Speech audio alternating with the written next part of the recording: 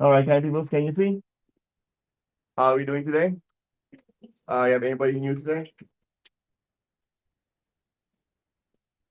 Go ahead and take a minute to just say hello to your neighbor.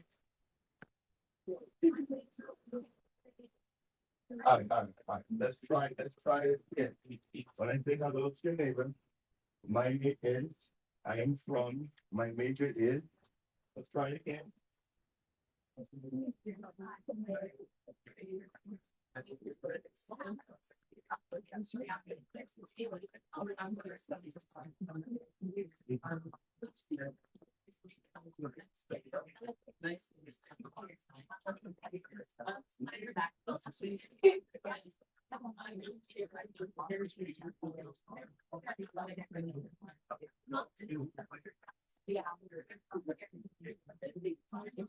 Y'all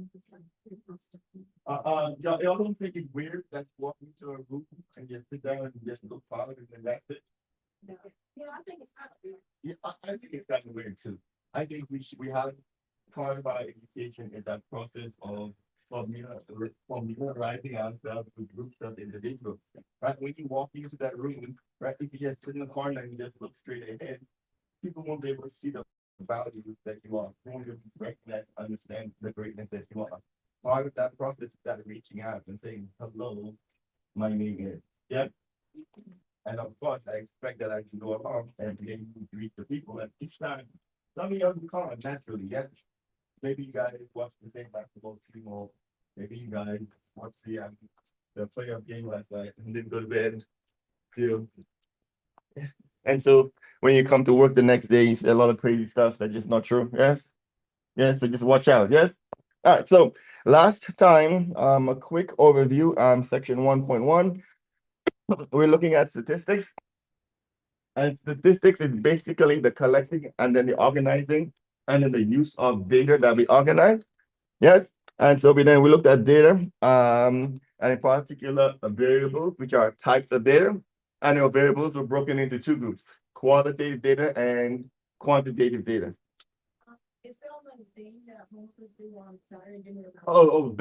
These slides come from 2021. So those dates are not the dates on Canvas are correct. All right, yeah. So I didn't want to start editing them because it's hard to go ahead and change the dates all the time. So yeah, nothing on the slide stuff is thing. All right, because they just copied from the next class. All right, so qualitative and quantitative data. Quantitative data is answering the question how many, while qualitative data is basically any other kind of data where we're just labeling something. For example, your license plate number is actually a qualitative variable, right? Although it might be written as a number, it's really a label. Yes, you can't take two people's license plates numbers and add them together and get something of value, right? Literally, license plate says, "Hey, this is how we will identify you. Your name written in a different format." Yeah, and so that's going to be a qualitative variable. Well, on the other hand, your number of years you have been driving, that will be a quantitative variable. How many years you've been driving? Yeah. Now, the qualitative data was split into two groups, ordinal and nominal. Ordinal variables have a natural ordering to them. Best, greatest, no. Worst, average, best. For example, if I just use those, you can know who did best or who did better. While nominal variables don't have a natural ordering. If my variable is yes or no, that does not have a natural ordering. We do not know which one is better or higher. All right, let's get done. And then your qualitative variables will split into two groups, ratio and interval. Your ratio variables have what's called a true zero. And because your ratio variables have a true zero, that means that once those number doubles, then the amount of the thing actually doubles. Yes, your height. If someone is 3 feet and the other person is 6 feet, that person is twice as high as the other one in a ratio variable. This does not happen for an interval variable, as the interval variable does not have a true zero. Questions there? All right, cool. And then we went into the population and the sample. Somebody remind, what's the difference between a population and a sample?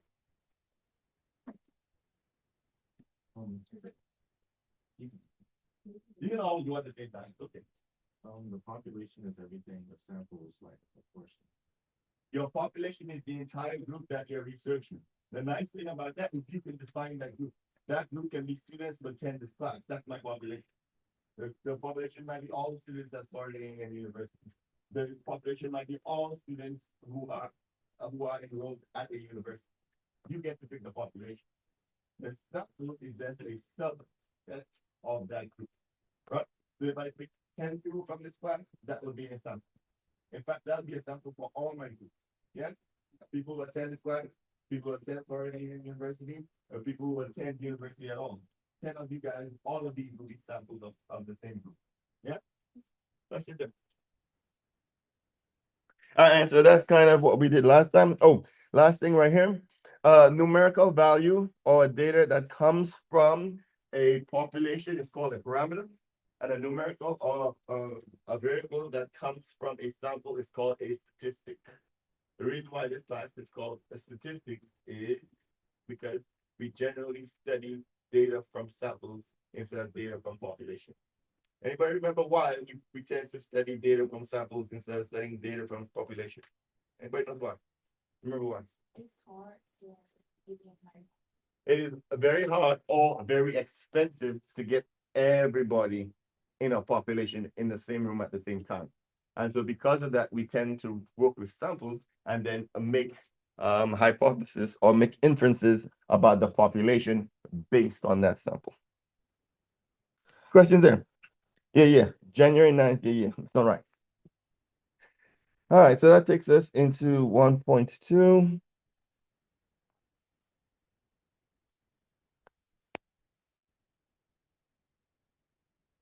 And 1.2 right here is random samples. How to take random samples. I don't know how to take random samples. You guys know how? All right. There are several ways to take a sample, but the most basic and the most important of all of these is something called the SRS. You have simple random sample. A simple random sample is a sample that has two key identities to them. One, in your simple random sample, every person in the population has an opportunity to get chosen. And two, every person in the population has the same chance of being chosen. Right? Once you have those two things together, you have what's called a simple random sample. Okay, you have an equal chance, and everyone has a chance of being sampled. So, for example, let's say I wanted to sample students in this class right now. Yes, let's say I want to sample students in this class. And then I send an email out to every student asking them to please, for example, what's the color issues? We're still working on the orange shoes. I want to see what proportion of students have orange shoes, right? So I send that message to everybody and say, hey, send me back, the color issue, right? That would be me trying to find a parameter, yes? Because I'm trying to ask everybody. In a simple random sample, what I'll do is say, okay, how many students do I have in class? 25. How many students do I want to sample? 10. And so then I randomly choose 10 people from that class, and then I send them that message. Then that would be a simple random sample. All right? Every person has opportunity to be chosen. And for example, some people I'm going to have class today, if I was to just take 10 people from here, that would not be a simple random sample because some people do not have an opportunity to be chosen. Yeah. And normally, not because they're fault, they had to travel, or they were sick, or emergency. That's why they're not here. Why should it that they don't have the opportunity to contribute to the knowledge? Yeah. And so that would not be a simple random sample. Of course, the second part right here, everyone should have a 1 in 25 chance of being selected. Yes? Everyone has the same chance of being selected. All right, so how to draw a simple random sample? Find all the people or all the things in the population, each of them a number. Find something that can create random numbers. Do you know that human beings have not figured out how to make random numbers? we have what's called pseudo random numbers, numbers that look like they're random. But the reason why they're not random is that you ever see a random number table? Just a list of numbers that are supposed to be random, right? That's not random. It's taking random numbers, right? No, no. and, and so basically, for example, you get the last number on the next page, you can actually tell what the next number is going to be before you switch over the page. Therefore, it's not random. Yes, human beings have not figured out how to make random numbers yet, but they're working on them. But we use a random number table or random number calculator. Those produce pseudo random numbers, and then you use that to select members from the population. So I have 25 students in here. I give each student a number. So they might be listed in alphabetical order. I give each student a number, and I go to my random calculator. The first number it spits out is 15. So student 15 is one of my selected participants. The next number comes out is 2. Student 2 is my next participant. I go until I have 10 students. Yeah, and that would be a random sample. Uh, now, the thing is this. Your simple random sample is said it's thought to be the gold standard. It's the best way to pull information from a population. And when you think of the reason why a simple random sample is thought to be the gold standard. There's no bias. There's no bias. Any other reason? One of the key things about a simple random sample is what happens is I'm looking for information from the population. Yes, I'm trying to figure out people about orange shoes, right? But the thing is that that's kind of hidden within the population. Yeah. If I was to use some method to, for example, just pick all the students on one side of the room, what's happening right here is that I'm leaving out a set of students that will not ever get chosen, right? With a simple random sample, everyone has a chance to get chosen, so everyone has a chance to give information. So it turns out you actually have a higher chance of getting something that reflects the population. All right? That's why it doesn't have any bias. And that's why it's thought to be the gold standard. There are times when it's not the best. We'll see that in a second. But what we're going to look at now right here are different ways to sample, different ways to get data. And the first one is called a voluntary sample. Anyone ever knows what a voluntary sample is?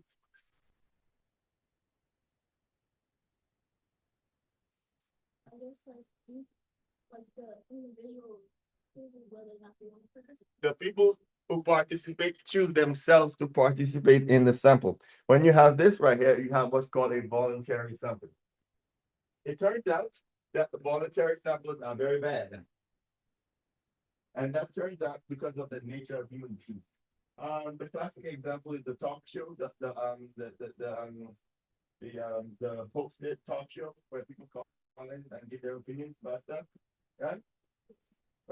It turns out that those people tend to be on the extreme. They either really like something or really don't like something. And so what happens is that doesn't represent the entire population, right? That is representing the extreme, right? And so because of that right here, voluntary samples are thought to be never reliable. When we say reliable, we're saying that the information we get reflects the population as a whole, right? Let's say this university had a cardinal, or they had one of those tell us how we're doing boxes. You know, sometimes they put those boxes and say, tell us how we're doing, right? You put stuff in there. If you pull stuff out of that, tell us how we do it, almost always gonna be negative. Yeah.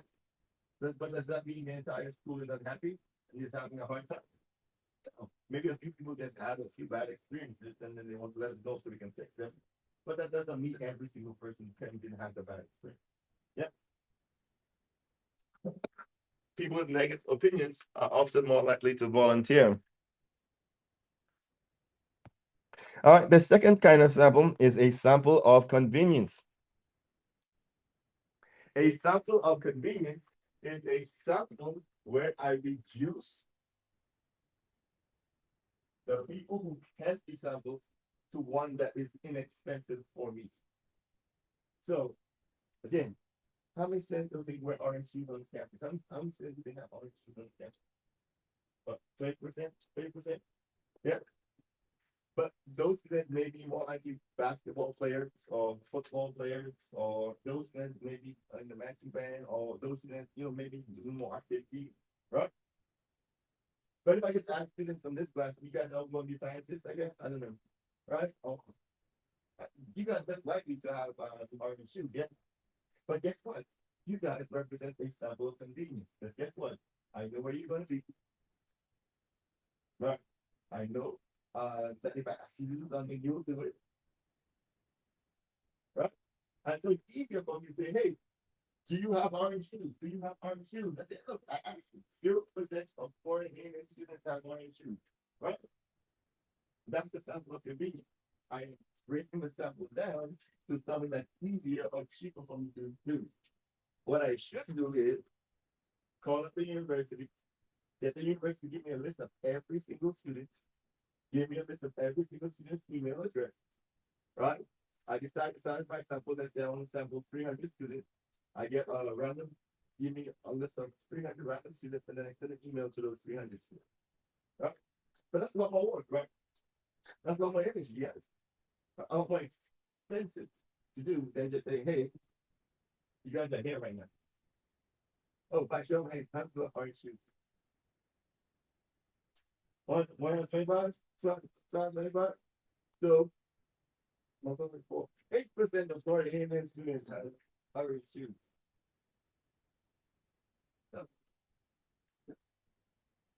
Yeah, no, that's unreliable, right? You can't say that. That's unreliable. That's a sample of convenience. The first two tend to be unreliable. Okay. All right, stratified sampling. These next three right here are not as unreliable, but are often used when you're in specific kind of situations. Stratified sampling is used when your population can be easily broken up into what we call strata or well-defined groups. Have you been to this thing called high school? Well, if you're in high school, all students fall into one of four categories. Yes. Freshmen, something, and seniors. Right? One of four. Those four are called what we call strata. They're called strata because each student is going to fall into one of those four groups. Yes. Now it turns out that each of those groups actually very different. Students grow up, they change quite a lot from the 9th grade to the 12th grade, right? And so if I want to get information on the school's population, it may make more sense to instead of simply taking a simple random subgroup, instead of just doing that, what I do is I first break the students into strata. I have my freshmen, I have my sophomores, I have my juniors, I have my seniors, and then I take a simple random sample from each group. Yeah. That right here is what's called a stratified sample. I am still taking a simple random sample, but I'm taking a simple random sample from each group. Often we take it in proportion to the size of the groups, but the key thing right here is that we're first breaking it down into strata first, and then doing a simple random sample. Let me give you an example of why this may be useful. This company right here has 1,000 employees. 800 of them are full-time and 200 of them are part-time, right? And they want to do a simple, they want to do a random, they want to take a sample from this group of 1,000 people right here. Yes. If, for example, I want to take a sample of 100 people, something weird can happen. Because they're 800 to 200, if I take a sample of 100 people, there's a high chance that almost all the people will just come from the full-time employees only. Yes. So this is a small group of part-time employees. And so I can pull a sample and get zero information about my part-time employees.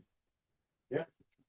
But if I break them into strata first, take some from my full-time and then some from my part-time, and guarantee to get information from the part-time employee. Yeah. And so that's why it would make sense to use stratified sampling. Break it down and then take a simple random sample from each of the groups. Question. It's often the reason why they do this right here, because I want information from each group. Right? I want to know what the freshmen and the seniors think. If I just take a simple random sample, and by bad luck, I just get a whole bunch of seniors, I would know nothing about what the freshmen think. Yeah. But if I do this, I'm guaranteed to get information from each group. That's just it. It's often one of the places where simple random sampling fails. When you have groups that are very different, but the sides of the groups are also very different. Another form of sampling, right? This one is used because of normally this one's because of expense. It's called clustered sampling. Clustered sampling occurs or is used when the group that you're looking at or the population that you're looking at falls into natural clusters. The biggest example, the most common example is households in the country. Right? Technically, everyone is randomly in some kind of household. Yeah. And so the way cluster sampling works right here is that instead of picking an individual, you pick a cluster. Right? So you're going to figure out what's the income for Americans. Instead of going ahead and asking random Americans at the time, what they do is they'll ask random households at the time. The households are your cluster. Right? So you pick a household, you ask everyone in that household how much money they make. Right? It turns out that can give you more information because one, people tend to live in households, not just by themselves, right? Two, being an overall view of the household and stuff, so you know how much both the parents and sometimes how much the children are making, right? It also gives you a better idea of how I can understand this population, as opposed to just having random people from random houses and not understanding how their incomes are working together, right? Because I might pick someone whose income is $0, but their spouse is making, $350,000 a year. So that's why they're making zero, right? And but if I pick the household, they would recognize that after that. Question then.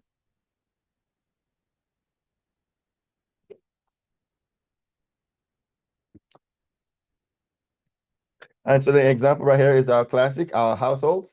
What happens is government will randomly select households and then ask the questions that they want about the household.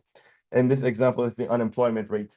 They call them up and they ask you how many people in your house are employed, how many people in your house are seeking employment, how many people, how long anyone's not been employed, been unemployed for, right?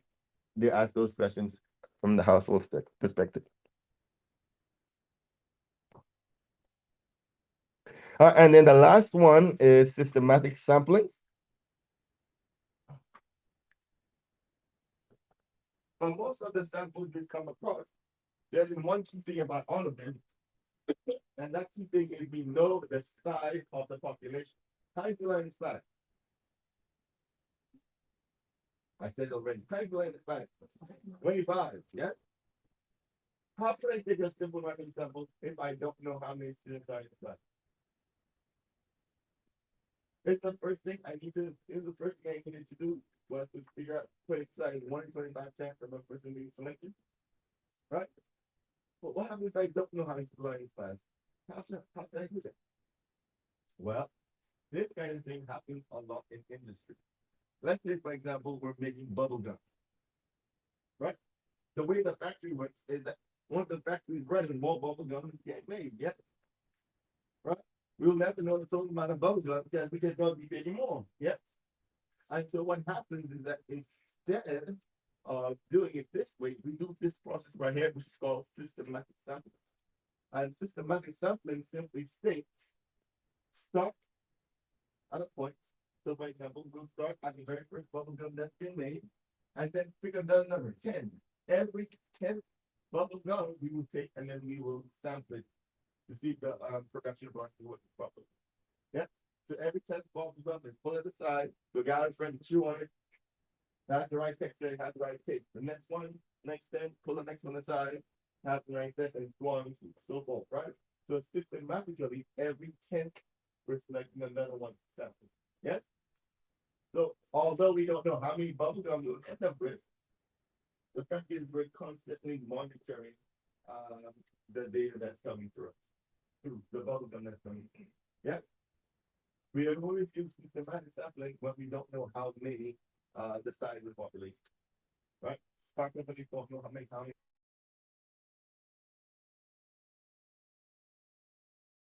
goes to the car. Make sure that all the stuff gets been bolted down properly, all the furniture has been sewn up properly, the the the sunroof works properly, all that stuff. That's how we do it, right? And if they see a problem with this, they stop. Let's go back and let's figure out which cars have the problem so we can fix it. Questions there? All right, automobiles coming off the assembling. The first is the third car, and then from them, every fifth car has been selected. Every fifth car has been selected, and they just keep going until they end the line with whichever time. Normally, that's driven by economic conditions. If people are buying more, they just make more. If people are slowing down, then they stop making them, right? But that way, they are still sampling as we go along. Questions there?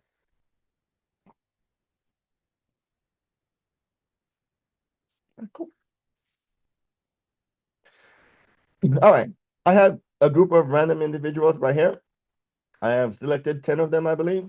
What kind of sampling did I use right here to select these people?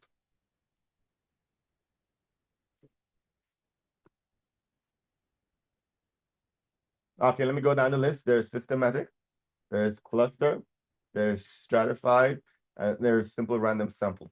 Which one did I use to select these people? It looks like it's random, yeah? Simple random sample, yes. Look at this group right here. How do you think we selected the individuals from this group? This one is systematic. That's right. We took the second person and every third person. 1, 2, 3, 1, 2, 3, 1, 2, 3, 1, 2, 3, 1, 2, 3. Every third person has been selected. And so this is a systematic sampling. Questions there?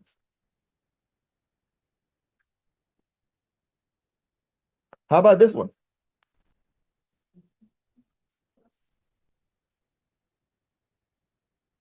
Some people think cluster, but they're thinking about it some more.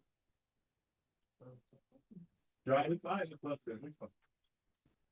Remember, for clustering, we select all the members once we select it, right? So if we select your household, every single person in your household gets sampled.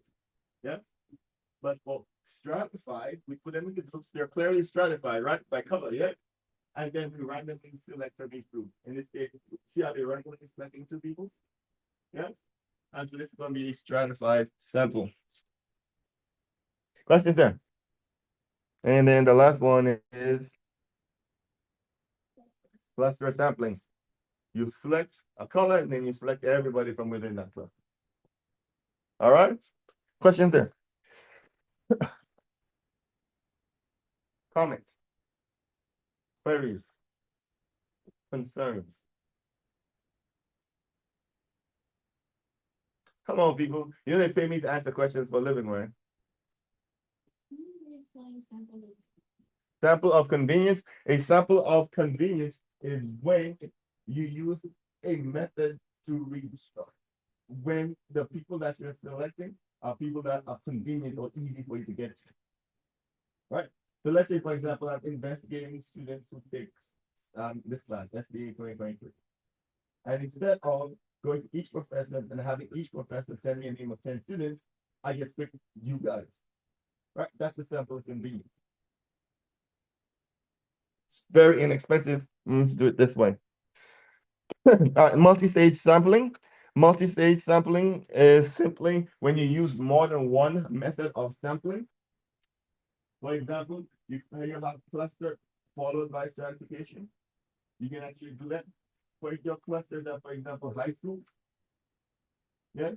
So after you select your group of high schools, you go into them and then you break them down by grade, and then you are in the sample, right? That's what multi-stage sampling is. You use more than one of the methods, one after the other. All right. Question 10. Sampling frame is just the list of writing down all the people who are within the population. It's often important to get the names and so you can then number them. That's just sampling frame. Undercoverage occurs when people are left off the sampling frame. Big weights often get left off your sampling frame. If, for example, I wanted to investigate or learn more about every professor at foreign Indian university, some professors, for example, are deans or chairs and departments, and that gives them special regulations, and often they have to bring removed because they don't have time to participate. Yeah, right. So therefore, they be removed. I will be under. I will have under coverage. I will not be covering all professors at foreign Indian university. All right. That's it there.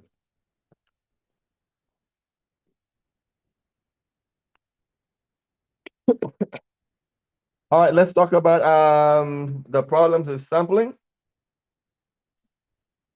What do you think the average age of students in this class is?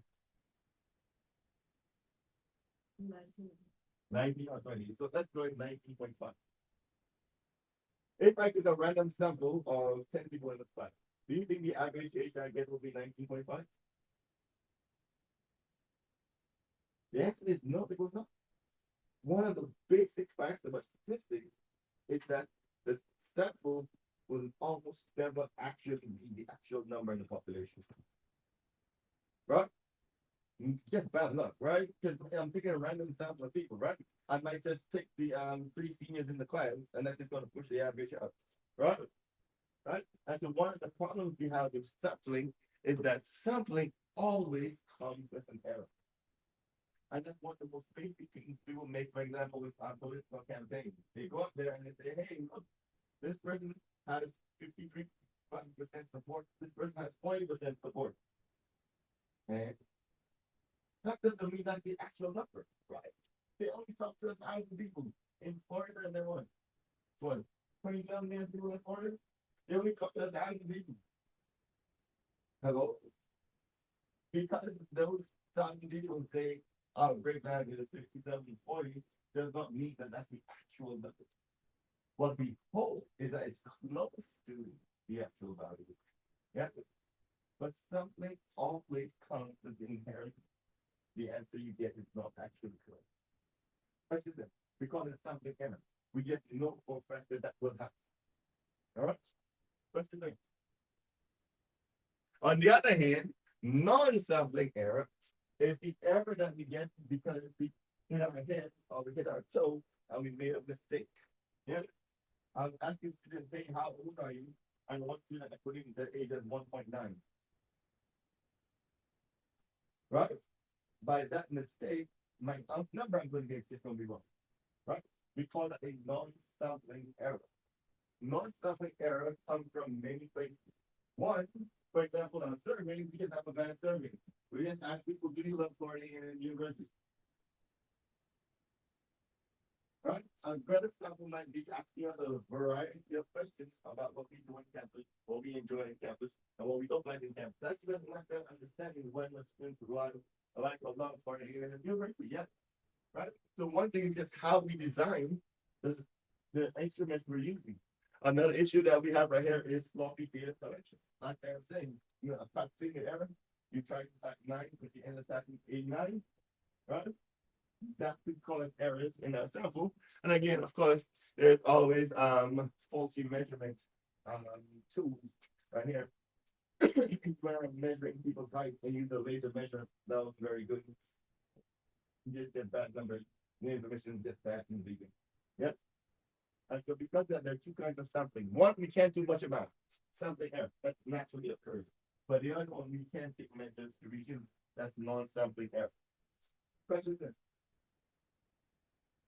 That's why whenever you're doing like any research, they tell you to write all this stuff down. And then when you're presenting your research, you give all of this stuff so people can understand what you've done to reduce your non-sampling error. Right? If you do a research and the research says, hey, 80% of students at Florida A&M University have orange shoes. But then when they look at your design, you only talk to people in the area near the stadium. Right? People say, yeah, no, maybe they ain't right. Mm-hmm. All right, so that's the end of 1.2. Any questions before I move into 2.1?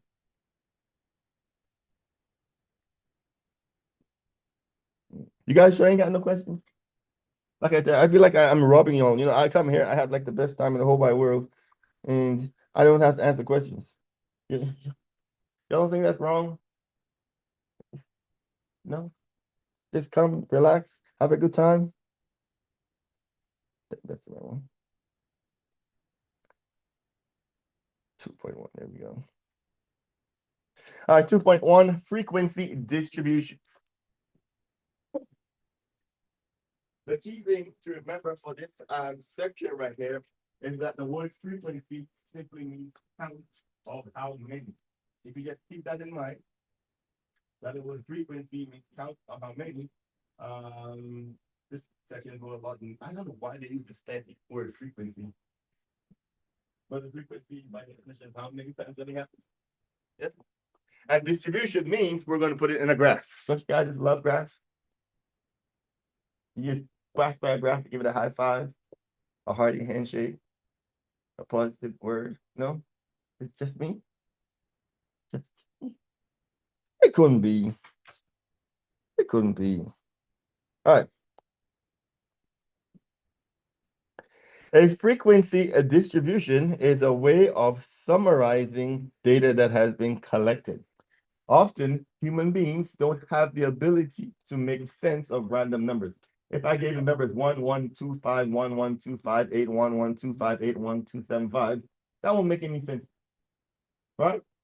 But if I can gather that right here in what's called a frequency table and then display it as a frequency distribution, you may be able to visually interpret and understand the data. Yes? And so that's the idea behind this section right here, is giving us the ability to understand data. The way we do that is by organizing the data into what are called intervals or classes. Break the data up into intervals or classes. Let's go ahead and show you this right here. This right here is an example of a frequency distribution. I had a test out of 20. I guess no one got a 20 out of 20. And so this right here is saying students who scored between 0 and 4, there were 2 students who scored between 0 and 4. Between 10 and 14, 9 students scored between 10 and 14. Yes? Each of these right here is the class 0, 4, 5, 9, 10, 14, 15, 19. And over here, I have the count or how many. Yes? If I was to just list out the student scores, you wouldn't know that see that much, right? But that's by me putting in this table. I can tell you, for example, 2 plus 4 is 6. 6 plus 9 is 15. 15 plus 3 is 18. 18 students took this test. Yeah. This test was in maybe medium difficulty because most students scored around a B or a C on the test. Yes. This test right here, a few students were truly not prepared for the test. Only because only a few students got a very low score on the test. Yes, all of this I can glean just because I put it into your frequency table. Questions there? Okay. Now, let's look at the class in particular.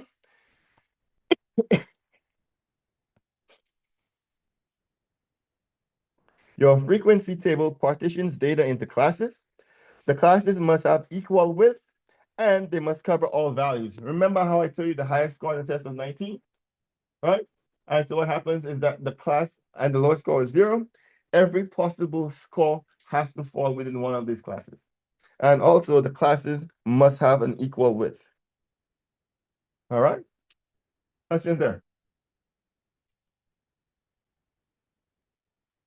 Classes must have equal width, cover all values. The lower class limit is the smallest number that can appear in the class. And the upper class limit is the largest number that appears in the class. The class width, The class width is the difference between the 2 consecutive lower limits or upper limits of a class. Another way of saying that is the class width is the total number of values, different values that can fit in the class. Another way of saying that the class width is the size of the class.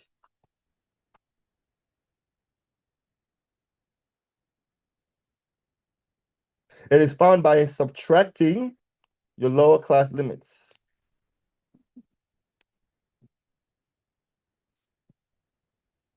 Question, what is the class width for this class? What is the class width for this class right here? The class 04. What's the class width for this class right there? The class width for this class is 5. Hmm? Can the number 0 fit into this class? If someone scored 0, would they be put in this class? If they scored 1, would they get put in this class? If they scored 2, would they get put in this class? If they scored 3, would they get put in this class? If they scored 4, would they get put into this class? How many numbers are here? How many numbers are here? 5. And so it's a classic mistake to subtract the upper and the lower class limits. It is a classic mistake to subtract the upper and the lower class limits. Instead, to find the class width, you have to subtract consecutive either lower or upper class values. If I go 5 minus 0, that gives me the correct class width. If I go 9 minus 4, that gives me the correct class width. What I cannot do is subtract two numbers on the same line. Question there.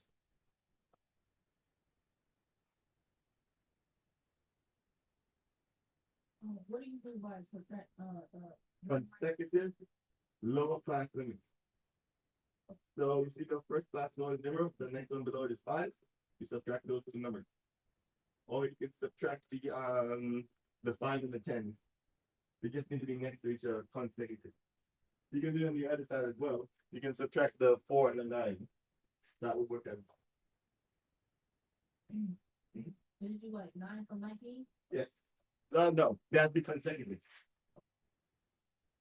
Anybody else?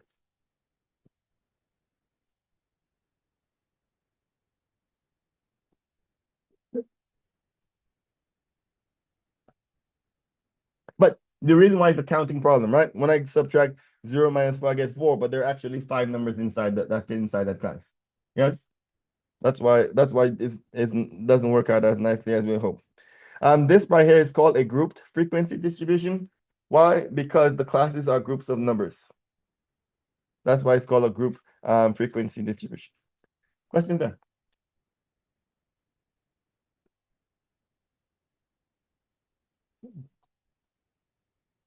Again, the rules for classes. Every number must fall into one of the classes, right? For example, the class should not be set up like this, 0-4 and then 4-8. The classes should not set up like this because if someone scores 4, which class are they going to go into? It cannot happen. And so because of that, because each observation must fall into one class, and so therefore this is not right. You cannot set the classes up that way. All right. Similarly, you cannot do this 0-4, and then you have 6-10. You can't set them up this way because what happens to the number 5? There's no place for 5 to go, yeah? And so that's what these two things are saying. Every number must fall within a class, and classes cannot overlap. Okay? Classes must be equal width. That is so that we interpret the data properly. If you have a really small class and a very large class, right? The two frequencies will not be comparable. And there must be no gaps between classes. Even if there are no observations in that class, you still have to have that class. All right? Questions then?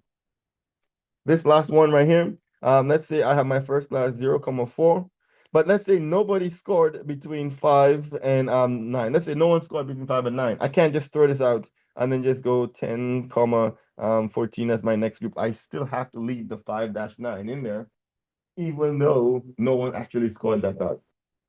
Yes? That's what this one here is saying. No gaps between classes. Questions there?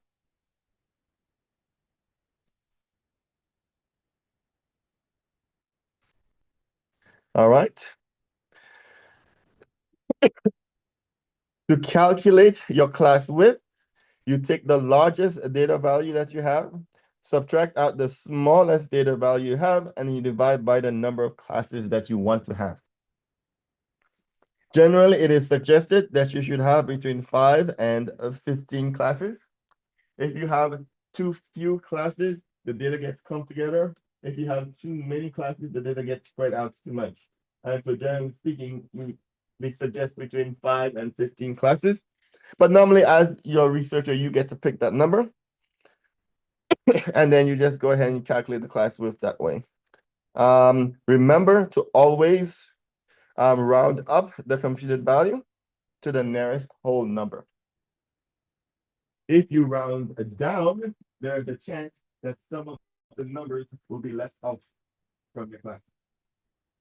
Okay, so you always round up to ensure you capture all of your numbers. Question, sir? Yes. So the class width is always a whole number. Yes, always a whole number.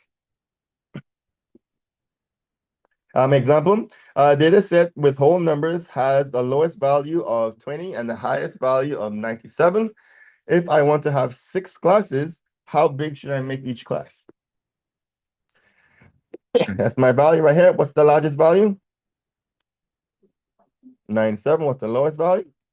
How many classes do I want? I do that right here. It gives me 12.8. So my class width is going to be 13. If this calculation ended up being 12.1, what would my class width be? If it ended up being 12.1, what would my class width be? My class width would still be 13. You always round. You always round up. Right? If it was exactly 12, then it would be 12. But once it went up to 12.1, the class width goes up to 13. Questions there? All right, I think we have to stop here.